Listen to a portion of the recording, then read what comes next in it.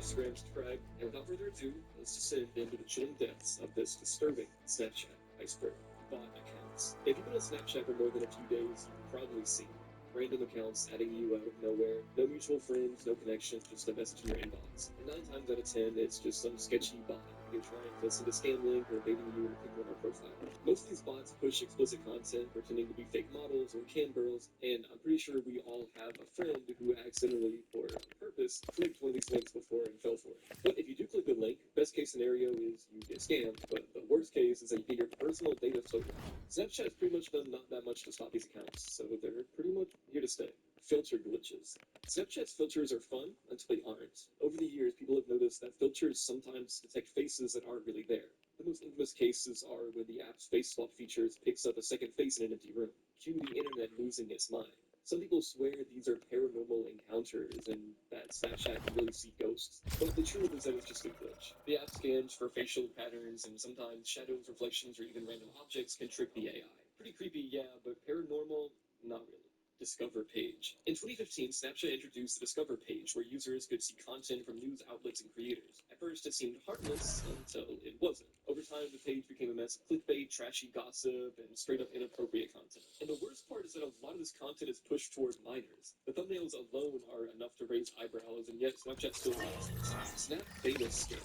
Remember the early days of Snapchat when people were obsessed with getting verified badges? That's when the Snap beta scam occurred. Scammers would message users promising Snapchat fame and verification. Friends, pay a few $100 and you'd supposedly get a flood of followers in an instant back. But spoiler alert, it wasn't fake. No one got famous, no one got verified, they just got scammed. SnapMap. SnapMap was introduced in 2017 as a way to see where your friends are in real time. But here's the problem, not everyone using Snapchat is your friend. There have been multiple cases where people were stalked, harassed, or even killed because their location was visible to the wrong person. The feature can be turned off, but many users don't even realize they're sharing their location 24/7.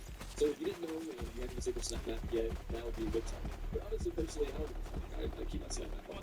And that was the one stuff that we already pretty much know we're kind of getting into now, and the two of the ones that are a bit creepier and more disturbing. Snapchat intruder story. You've probably heard the urban legend of taking a photo only to realize that something or someone is lurking in the background. That's exactly what happened in 2015 when a Reddit user, Steena555, posted a disturbing Snapchat photo. At first, it seemed normal, just a casual snap sent to a friend, but when his friend looked closer, they saw something horrifying. A shadowy person hovering through the window behind him. Panic set in. Steena555 immediately grabbed his phone and started recording, posting updates as he searched his home for the intruder. But it didn't end there. He later revealed he'd suffered from sleep paralysis as a child, and the figure in the window looked eerily similar to the shadowy beings he used to see in his dreams. Was this some kind of supernatural encounter with a stalker, or just a terrifying coincidence? The story quickly gained traction, spreading across Reddit, YouTube, and creepypasta forums. Internet detectives combed through the footage, analyzing it every frame, trying to uncover the truth. Some swore they saw movement in the background, while others speculated that Steena 555 was being watched by something human. But after weeks of speculation, the truth finally came out. It was all staged. The mastermind behind Planet Scare was Alec, an aspiring filmmaker who had orchestrated the entire thing with his brother. He had carefully filmed out each update, making it look like a real-time photo of all real and seeming internet reality. Privacy issues. Snapchat markets itself as a privacy-first app. Snaps disappear, messages erase themselves, and the users are told their data is safe. But in 2019, that illusion shattered when it was revealed that Snapchat employees had been secretly accessing private user data using an internal tool called Snap Live. Employees had unrestricted access to sensitive user information, such as saved snaps, phone numbers, and even real-time location data. This tool was originally meant to help law enforcement retrieve data for criminal investigations, but some employees decided to use it for their own gain. The victims weren't Snapchat they were involved, but the damage was already done. If employees had been misusing this tool for years, there's no telling how much private data was accessed without users ever knowing. It also raises an unsettling thought. If these employees got caught, how many others didn't? Face scan plus. Snapchat features are one of its biggest sellers. Every day, millions of people use them to swap faces, exploit their features, or turn themselves into something random. But behind all facts, Snapchat is actually secretly collecting and storing biometric data. Users have known. In 2022, two Snapchat users from Illinois filed a lawsuit against the company, claiming scanning and storing facial data is not safe. This directly violated the biometric information privacy law. The state of and people adding their fingerprints, retina scans, or facial structures collected without permission. And because Snapchat had been doing this for years, it wasn't just a minor violation. It would have cost them billions. Every day, Snapchat was able to get a $45 million setup. And in their residents who used Snapchat filters between 2015 and 2022 became eligible for a payout. And while the company still denies any wrongdoing, it clearly wanted to account for a Snapchat scam. Snapchat is one of the easiest places for scammers to operate. The app has secured messages and protective system make it a perfect tool for hackers to use and actions looking to trick users before their messages vanish. One of the most common scams involves explicit content. Fake accounts randomly add users. But we already talked about this earlier. You have to take over their section accounts and report the insurance to us. Money, gift cards, or help them with a full situation. Since these messages come from a truck of and Twitter too, the Snapchat user may build up commentaries they're not the clip the link included, but he ignored it and clicked anyway. Immediately after another message but his IP address had been all the police and locked himself inside, waiting for something to happen. But he alone never showed up. The only reason he was an alien was those who were the scammers have no reputation. And with that, we're getting into layer 3, Jonathan Chow. Jonathan Chow was just a 17-year-old kid who lost his life for Snapchat stuff. He and his friend were at a shopping mall in Singapore when he decided he would send a dangerous jump for a Snapchat story.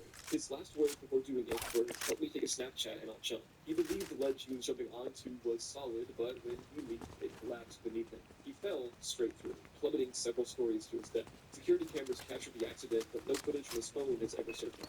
Luke later explained that neither of them thought the stunt was actually life-threatening. They assumed the ledge was made of concrete, not weak material that would give way under its weight. But Snapchat culture and hard towards the fake. Only the moment was not the goal. Jordan's death was just one of many cases where social media stunts like that horribly wrong. For some, the chase for found that fake has taken its life. Keegan Jarrett made a simple Snapchat post that spiraled out of control. Excited about an outfit he fell for the concealed, posted a selfie on Instagram with the caption, but because the photo was taken in a school setting, it was immediately misinterpreted as incorrect. Given the rising fear of school violence, students preparing for their dating chances, the authorities were contacted and soon enough police arrived at Keegan's home. At first they didn't see it as a red correct, but after digging further, they discovered that this wasn't his first incident. He was here, they had shared a text message screenshot that he joked about at school. He later claimed that it was just sarcasm and he had no real intention of harming him. At that point, it didn't matter. The school administration suspended him for 10 days. The situation ensued. Thermite. What you post online, especially on platforms like Snapchat, be taken far more seriously than you personally attempted. Aiden Pucci. Few Snapchat posts are as chilling as the one Aiden Pucci. The guy put it in his artist to say, I promise this is not me. In late 2021, this 14-year-old experienced his classmate Tristan Bailey. Posted a Snapchat selfie with the caption, "Hey guys, has anyone seen Tristan Bailey?" Hours later, her body was found in the woods. She had been stabbed 116 times. Security footage showed Aiden and Tristan walking together the night before, but later Aiden was seen running alone, but shoot. Authorities quickly linked him to the murder, charging him with first degree and decided to try to kill. Things only got darker when more Snapchat footage surfaced. One clip filmed inside the police car showed Aiden and his friend laughing and treating the situation as a joke. Aiden even referenced Tristan by name as a murder. His mother was also watching after she was caught trying to watch the bloodstained Jean. However, she was later released on pretty hard. But Aiden had a history of violent crimes. Months before killings with criminals first, but never had to be serious. At the time it was working, Angela Lanson was known for her kindness. Living in a part of Coolidge, he often read about the teenagers hang out with her and getting alcohol and cigarettes. Living close to her and going for cigarettes. But he was living. Still, 13 to 14. Alcohol was a choice. He was taking the girls to the interest in secret company.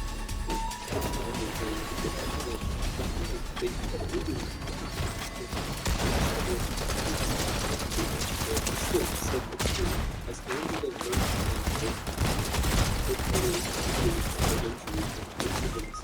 they call the police themselves to the defense. Instead, they asked for a ride home, acting like nothing had happened. Even the back of the police car, the personal Snapchat, laughing and smiling as if they were hiding.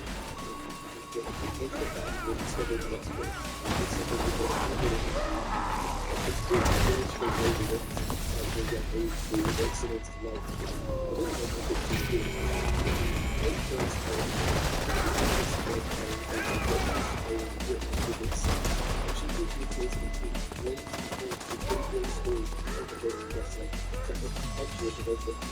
as part of show, the people expect that the other players out of the way to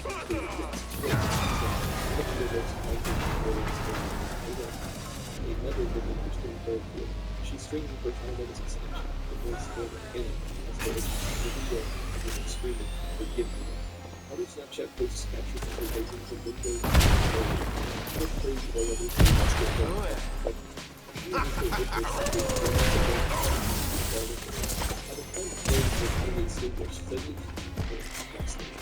investigation further revealed the entire spread, so quickly we decided to cut it using the voters' skill, a state measure of our Snapchat used for that night remains some of the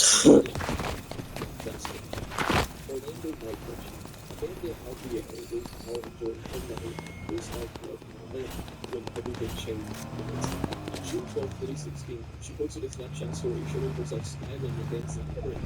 Quickly unaware that it was the last thing she ever recorded.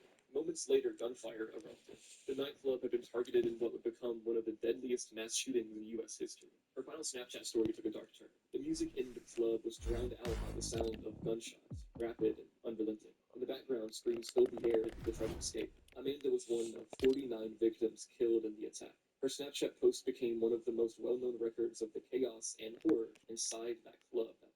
The Pulse shooting was later classified as a terror attack carried out by Omar Mateen, who was eventually killed by police after a 3-hour standoff. Amanda's Snapchat story remains one of the most haunting last messages ever recorded on the platform. And with that, we're on to layer 4. Animal on Snapchat. Snapchat has been used to share countless horrifying videos, but some of the worst involve animals. A simple search for animal cruelty Snapchat brings up uncensored footage of people torturing innocent animals for no reason other than shock value.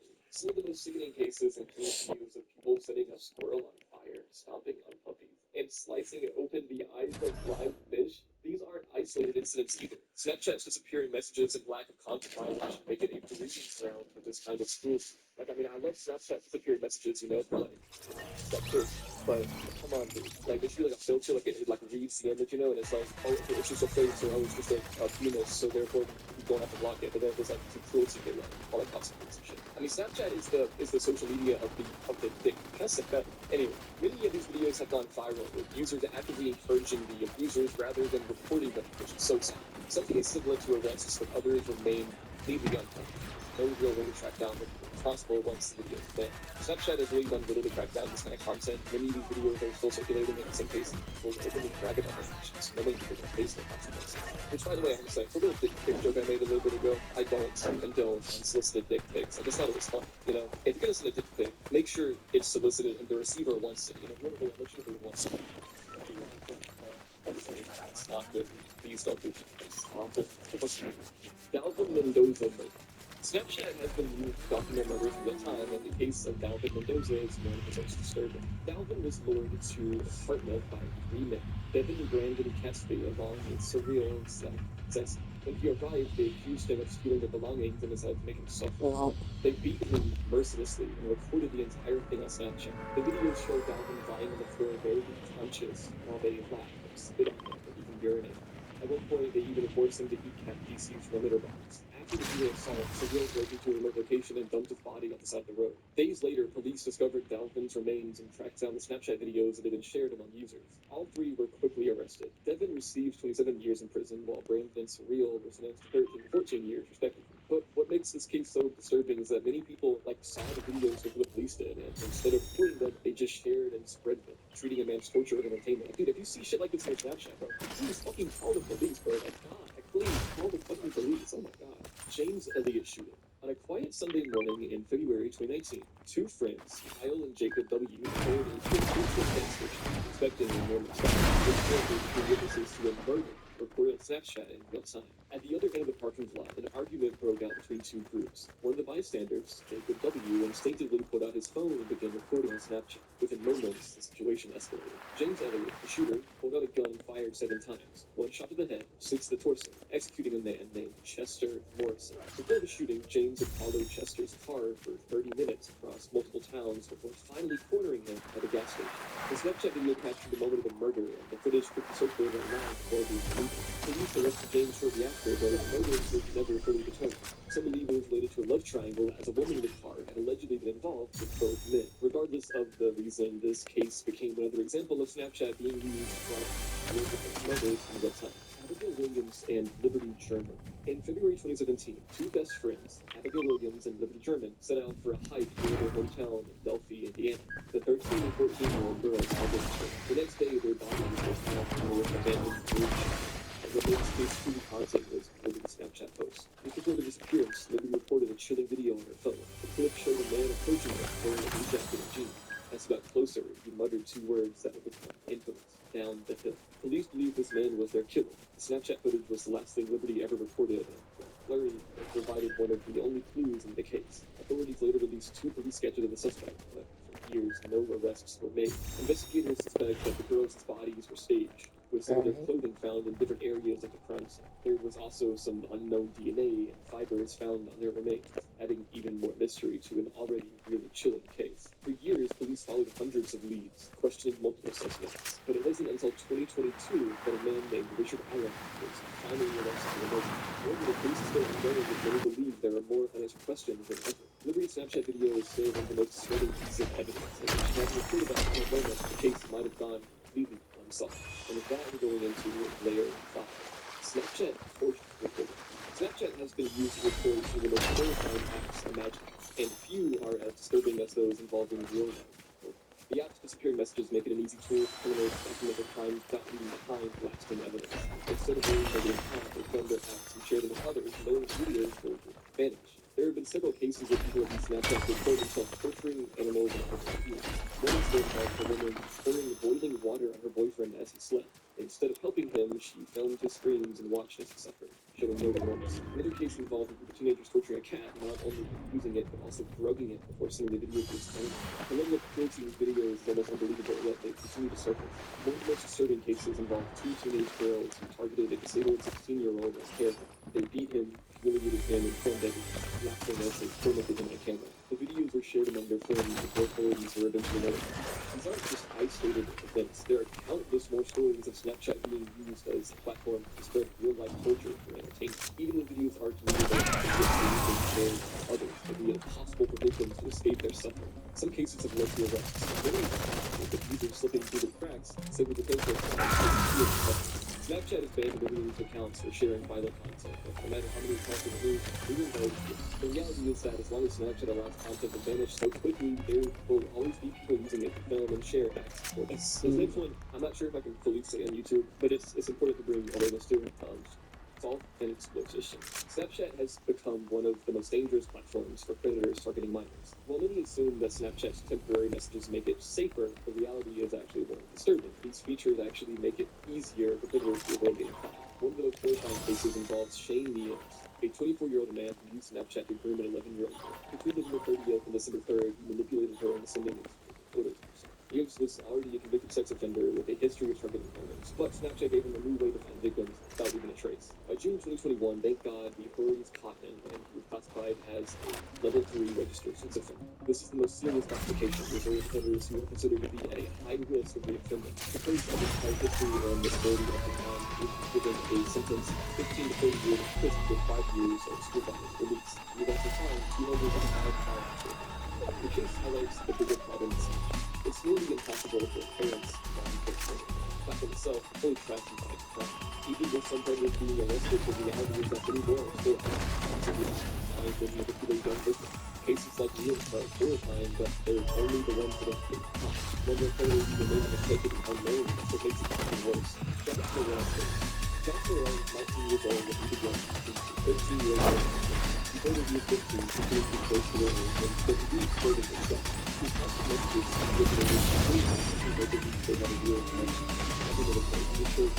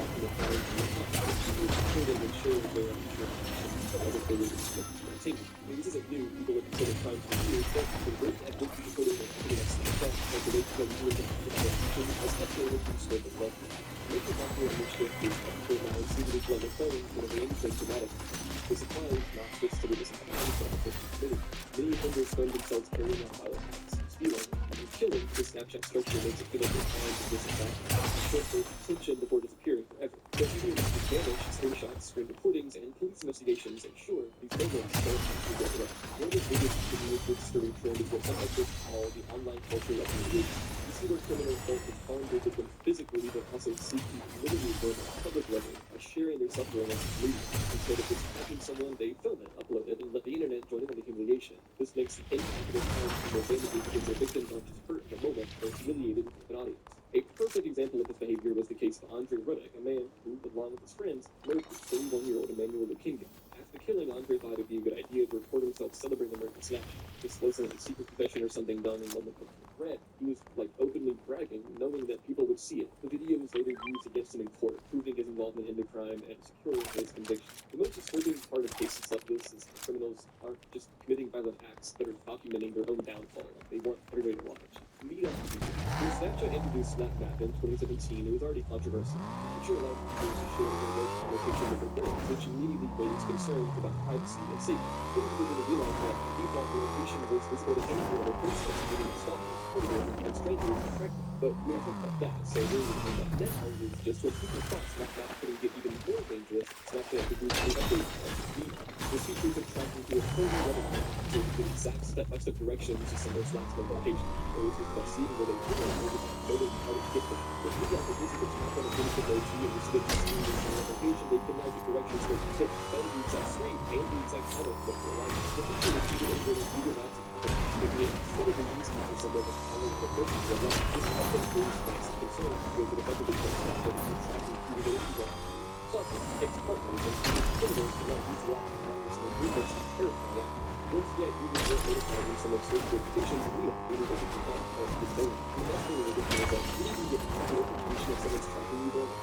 While Snapchat tried to reassure by saying the feature of your open friends, it didn't take into account how many people have strangers, acquaintances, or even friends befriending you not different times. Instead, that many users were unknowingly exposing their whereabouts to people that they believe in you. Many women were regularly tried to become ghost friends and feature a single location for it. But since Snapchat never really fully announced the meetup, they threw away many users that know that these features can exist and there is no zero. Snapchat is already upwards of 4 days from the meetup. Snapchat is trying to achieve a cultural traffic. High school Spanish teacher. High school. Therefore, she is well known and respected in her community, not just for her work as an educator, but for her daily routine of going on walks after school. Every evening, she could be seen driving her van to walking trails. But on November 2nd, 2021, her routine was used against her. This wasn't a random attack by a stranger. It was a premeditated plan by 2 students.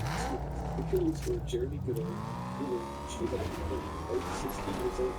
Their plan was shocking decent. They knew the teacher walked over the officer and the 2 years old. That evening, the college was they really beat her with a baseball.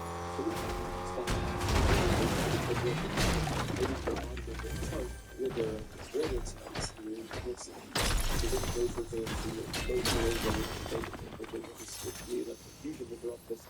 that night, Hiroshima didn't hold the husband Paul suspicious. She was taking longer than usual to sit right with him. When he went to the park for her van was nowhere inside. The That wasting the time to call the police and report the missing. The investigation into its appearance didn't take long to get the record pursued. The next day, the student at Northrop was spoken for crucial information. It seemed to be disturbing. Asking such Jeremy Goodall placed photos related to the public. Authorities immediately searched him. Soon after, they discovered that as the case unraveled, more students came forward with additional evidence, including one who had overheard Shane Miller talking about how the Raver was going to disappear. The statements from classmates, combined with the snapshot that exposed one and just Twitter and Miller into the context. With this new information, police obtained search warrants for both boys' homes and home.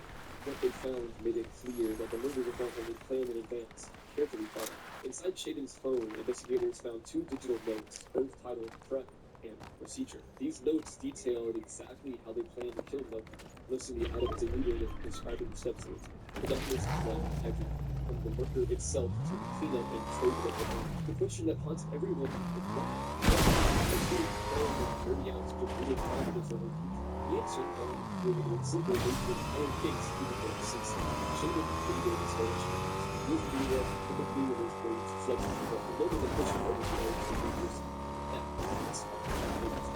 This brought GPA, which means it was no longer eligible for a school-sponsored trip to Spain. That trip would have been students with but the post on his grades and the that was never inside his future of and his mind regular was in the future of this expanded the validity of the book instead of trying to use his grades and accept consequences. A lot of hard. When authorities confronted Jeremy Goodall, they expected an explanation, but all they got was pure nonsense.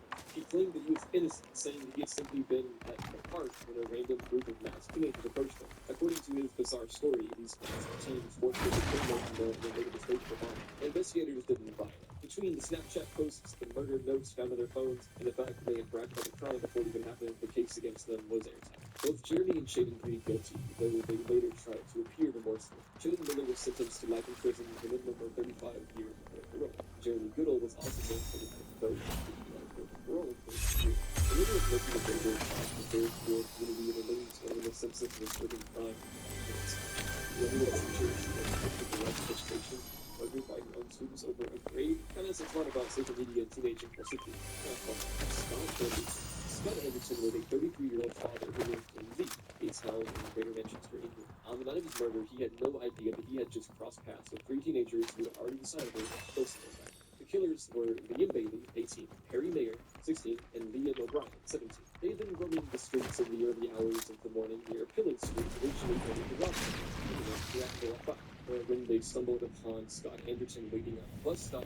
Their intentions escalated from robbery to murder. Earlier that night, the 3 met up with a friend named Logan Averson, who had given them a bag full of weapons. Armed and ready, they waited for Scott to make a move. Eventually, he stood up and started walking, and that's when they made their approach. They lured him into a dark canal path, pretending to be criminals. The conversation was sparked about drugs, and Scott, unaware of their intentions, asked them cannabis. The boys played along, saying yes, but explained he would have to follow them deeper into the canal path if they made a deal with how cameras catching him. Scott agreed to follow them. He had no reason to suspect that they were leading him to his death. Once they were far enough away from the main road, the ambush began. The 3 immediately turned aggressive, surrounding Scott and launching a brutal, merciless attack. They stabbed him 35 times, inflicting fatal wounds to his chest, legs, and body. They weren't just trying to kill him, they wanted him to suffer. As he collapsed, bleeding out, they dragged his body to the canal and threw him in the water, hoping that he would drown during the attack. He managed to pull himself completely into the water, and eventually instead of using the computers for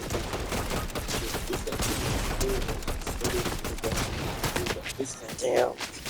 Once they were satisfied, they searched for the practices and made value.